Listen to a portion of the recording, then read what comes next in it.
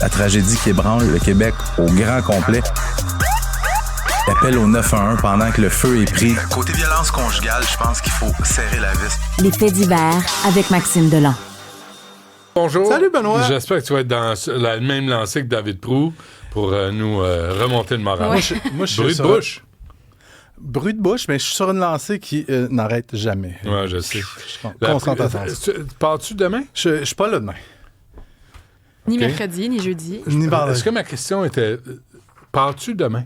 Oui, je pars demain, Benoît, OK. Pour l'Italie? pour l'Italie. Pour Oui, voir non, le hockey. pour En passant, le Canada et les États-Unis, ce sont des tricheurs au hockey masculin. Ils envoient des professionnels jouer contre des amateurs. Je suis dégoûté. Canada 10-2 contre la France, c'est de la concurrence déloyale. D'accord. La prison pour avoir fait quoi? Pour avoir voulu coucher avec un ado. Ben oui. Le résident des Laurentides, Guillaume Tremblay, entame aujourd'hui même une peine de 6 mois de prison ferme pour avoir sollicité les services sexuels d'un ado de 16 ans. Le crime qu'il a commis remonte quand même à 2019. À l'époque, il y avait beaucoup de jeunes adolescentes du centre de jeunesse de Laval qui fuguaient. Et ensuite, on les retrouvait sur des sites d'escorte puis qui offraient des services sexuels. Alors, qu'est-ce que la police avait fait? Elle avait mis en place une opération pour piéger les clients. Une opération quand même peu coûteuse. On allait sur un site d'escorte, on mettait une fausse annonce. Et dans ce cas-ci, on disait « Tania, très ouverte d'esprit, reçoit à Laval ». Eh bien, Guillaume Tremblay était tombé dans le panneau.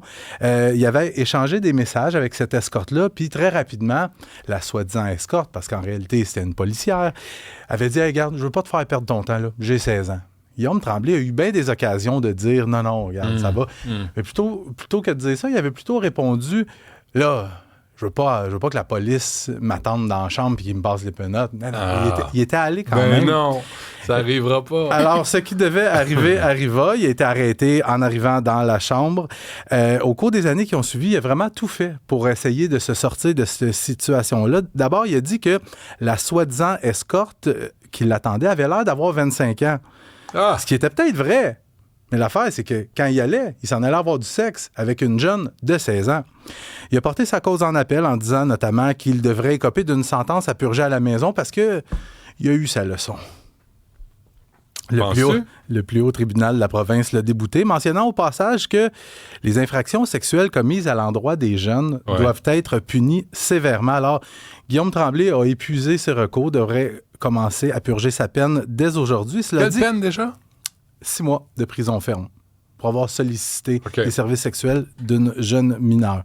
Mais ça serait bien que les tribunaux qui affirment que les crimes sexuels contre les enfants doivent être punis sévèrement soient conséquents.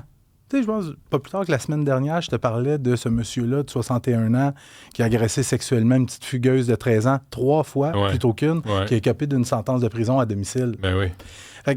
Soyez cohérents, nos amis les juges. Mais aussi, tu sais... Attends, il y a quelque chose qui m'a...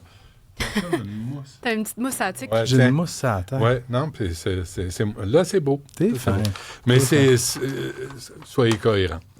C'est demandé beaucoup. Mais tu sais, depuis 2007, à partir de 2007, il n'était plus possible pour les agresseurs sexuels de purger une peine de prison à la maison. Il y avait eu des lois qui avaient été votées.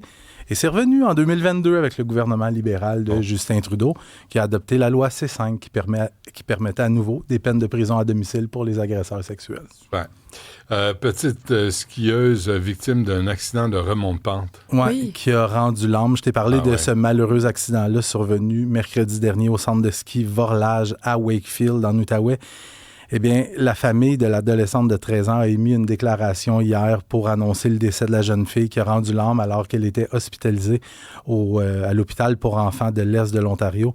Je rappelle juste rapidement les faits. Mercredi dernier, l'adolescente qui est originaire d'Ottawa participait à une sortie scolaire avec son école au centre de ski. Elle était assise dans la remontée mécanique. Elle était assise seule. Et une fois rendue au sommet de la montagne, elle a voulu débarquer. Il y a une pièce de vêtement, possiblement le capuchon de son manteau, qui est resté coincé dans la chaise. Et là, l'opérateur de la remontée mécanique a peut-être erré pendant quelques secondes. Ça a pris un certain temps avant qu'il actionne le frein d'urgence. Et la petite était pendue dans les airs. Ils ont essayé de la décrocher. Il faut savoir que la remontée mécanique ne fait pas marche arrière. Fait On n'était pas capable Elle de la était décrocher. seule. Ça, tu m'avais pas dit ça. Oui, elle était seule. Je l'avais pas entendu. Elle a quand même 13 ans, je veux dire. Non, mais ils sont pas censés être 2 par 2? Dans certaines remontées mécaniques, il y en a qui embarquent en même temps que toi. Ouais. Et on a pris la décision de faire redescendre la remontée mécanique jusqu'au bas des pentes, où elle était en arrêt cardio-respiratoire. On l'avait réanimée. Elle était maintenue depuis ce temps-là en vie artificiellement. Eh boy. Et controverse dans l'Ouest canadien, à quel sujet? Au sujet d'une personne transgenre, c'est un sujet qui fait couler beaucoup, beaucoup d'encre en ce moment dans le Canada anglais. Il y a un an, presque jour pour jour, le 19 février 2025, Alice Michael Atwood, c'est un homme biologique qui s'identifie désormais comme une femme, qui a poignardé ses 2 enfants de 7 ans et 8 ans. Il a poignardé son garçon de 7 ans et il a tranché la gorge de sa fille de 8 ans dans la ville de Grande Prairie, en Alberta. Sa fille a dû subir une chirurgie d'urgence pour son œsophage qui était sectionné. Elle a dû être nourrie avec une sonde pendant des mois. Son père, qui s'identifie comme une femme, a été arrêté, accusé pour ce crime qui a évidemment choqué la communauté là-bas. Un juge l'a remis en liberté avec des conditions à respecter après seulement 2 jours passés en détention. Quelques mois plus tard, Atwood a plaidé coupable aux accusations portées contre lui et le juge l'a quand même remis en liberté d'ici à ce qu'il prononce sa sentence.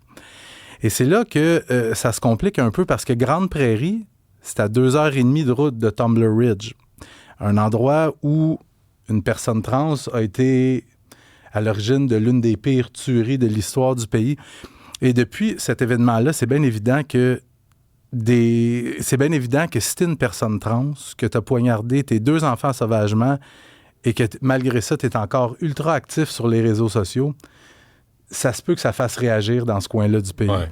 Mais là, criez pas à transphobie. Non, c'est pas le fait C'est juste un comportement d'un tueur. Ouais. Puis le juge est trop cabochon pour le garder en dedans. En fait, les 2 enfants ont survécu. Ça, c'est important de le dire. Ouais. Les 2 enfants ont survécu. Mais quand trancher même. la gorge. Mais c'est surtout quand j'écoute les vidéos de Mme Atwood que j'éprouve un gros malaise. Non, c'est pas Mme Atwood.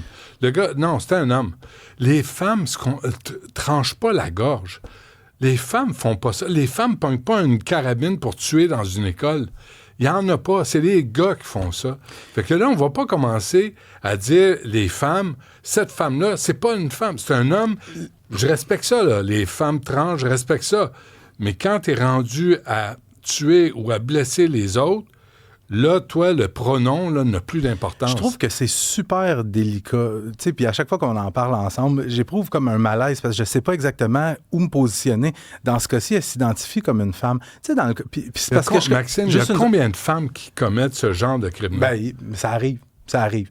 Ce que je veux dire, c'est que je connais pas son historique. Je sais pas, moi, si elle a commencé sa transition. Je sais pas où est-ce qu'elle en est. Dans le cas de l'autre... Non, ici, là, Mohamed Al-Balouz. Ouais. Je connais son historique. Ça a toujours été un homme. Il est arrivé en cours, habillé en femme, puis là, il a décidé que c'était une femme. Ouais. Fait que j'ai continué à dire « il ». Dans ce cas-ci, je préfère dire « elle » parce que je suis pas conscient de sa réalité. Ceci étant dit, là où j'ai... Sa réalité, là, c'est que c'est un homme qui a transitionné en femme. Et quand vient le temps de péter les plombs, là, il se comporte en homme. Les femmes qui me disent se font menacer par des femmes trans qui étaient des hommes, les femmes réagissent pas de même. Il y a de la violence chez les femmes. Oui. Ça prend une forme différente. Mais ça existe quand même. Ceci étant dit, je veux quand même te faire écouter une vidéo que cette personne-là a publiée le 30 janvier dernier. I think it's wild that people are like, we're gonna find you and we're gonna get you.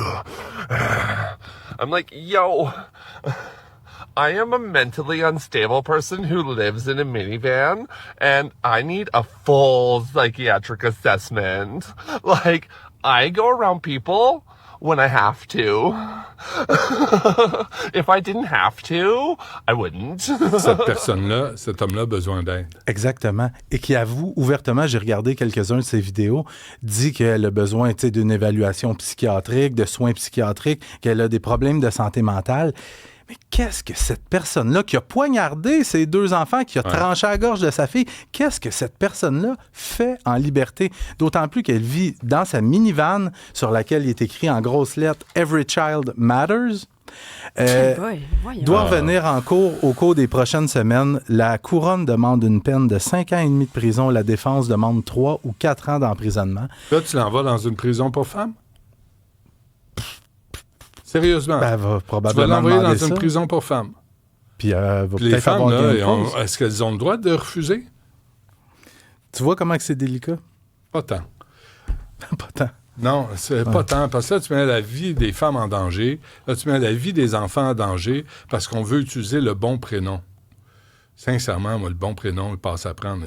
Quand la GRC est là, puis fait un point de presse à Tumbler Ridge, puis puis il dit, ben là, il faudrait respecter les vœux de la personne, le Jesse en question, puis d'utiliser le bon prénom. Hey, il vient de tuer des enfants, il vient d'en blesser 27, ses désirs passent après. Sur la liste de priorités, passe après.